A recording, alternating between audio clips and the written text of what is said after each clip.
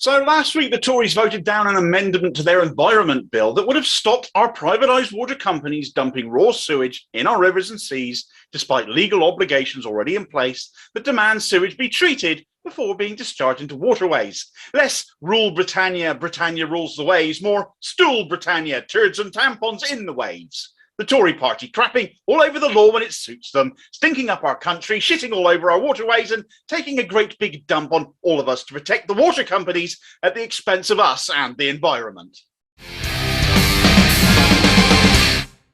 Lord's Amendment 45 to the Environment Bill simply stated that improvements to sewage systems must be made and it must be demonstrated that water companies are acting to reduce the harm caused by discharges of untreated sewage. You would think that even the Tories wouldn't have an argument against that, but sadly only 22 Tory MPs saw fit to back this amendment. All the rest decided to oppose it, clearly wanting our seas, lakes and rivers to stink as much as their politics does.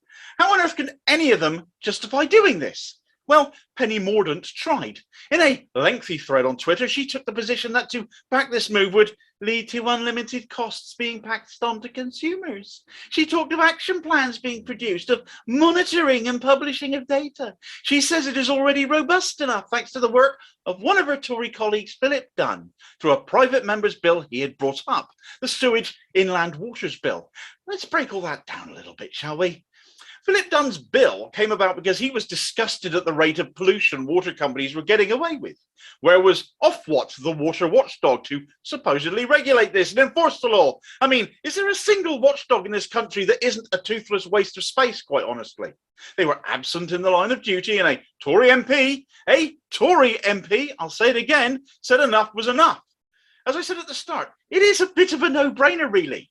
And undermining Mordaunt's facile argument further, however, is the fact that Philip Dunn was one of those 22 Tory MPs who backed this Lord's Amendment. So clearly, although he'd done some work in this area, it didn't go far enough, even for him. As for all our monitoring and action plans, the one thing none of that actually does is actually do something about the actual dumping. It's the talk of managing a problem. It's the language of learning to live with it. People don't live with it. We've dealt with waterborne diseases of the past ourselves here and still currently around the world, such as cholera, typhoid, dysentery, and they kill. But look at the COVID response, and it's already clear to see people dying doesn't bother this lot. Yet we could well see a return to those days of the past, days of toxic water-based disease, especially as such pollution inevitably ends up in the watercourses that we encounter. Filling our seas and rivers with piss and shit isn't something anybody wants to go swimming in or drink water supplied from. And as for high costs being passed on to consumers, well, now we're getting to the crux of the matter, aren't we? Any extra costs being placed on private water companies will inevitably be passed on to consumers. That is capitalism for you. We pay more for a literally shittier water supply because those costs are never ever borne by the water companies themselves or their shareholders. Since Thatcher privatised our water supplies, our bills have gone up 40%. We have had to put up with a steadily worsening service, failing to invest in infrastructure that would have helped ever avoid river and coastal pollution, as profits have for decades been siphoned off to hand over to shareholders. Since 1991, shareholders of these privatised water boards have had £57 billion handed to them, taken out of the system, taken away from investment in the water infrastructure, taken out of the companies in order to keep our bills down, all to line the pockets of people wealthy enough to invest in such things to begin with. Oh, and they get tax perks on that too. Let's not forget about that whilst we're here, since we only believe in focusing taxation on earnings in this country rather than incomes. It's an obscene amount of money, but that's Thatcherism. That's the politics that has dominated and devastated this country for the last 40 years in so many ways. That's the ideology of the Tories and the Labour right wing. They are utterly wedded to it and they refuse to shift from it. And who pays more for it? We do. And we'll keep on paying more and more, whatever Penny Mordaunt says. The shareholders' share must go up, lest they take their investments elsewhere. They have to be kept sweet. So we keep paying ever more for a basic necessity such as water. And now we can't even guarantee that water will even be clean.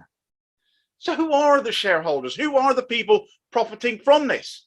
Never mind about foreigners coming over here on dinghies or the mythical ones that were supposedly stealing all of our jobs. It's the wealthy ones that buy into our services that you need to watch. taking our money for themselves and why they've done so. More than 70% of our water infrastructure is foreign owned. Some of it from countries where water privatisation is actually illegal and their own water infrastructure is fully nationalised. Now, Southern Water has been the one most prominently in the news, having been fined £90 million back in July for illegally dumping billions of litres of untreated sewage straight into the sea. And guess what? They're still doing it. It seems Ofwat can stick their head above the parapets now and again.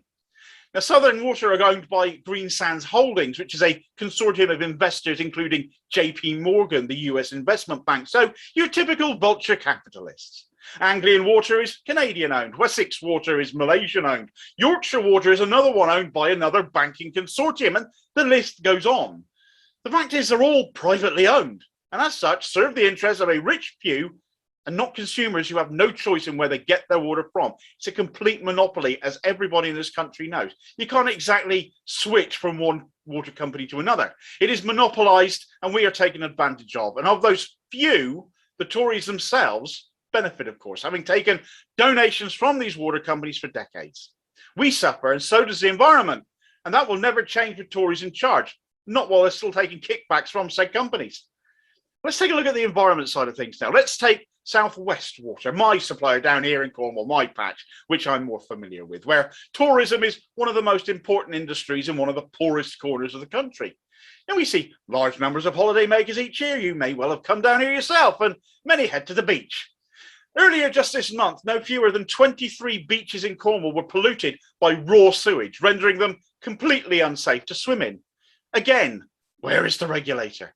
This included Carbis Bay, where Boris Johnson brought the G7 to, and they all had photos taken on that beach.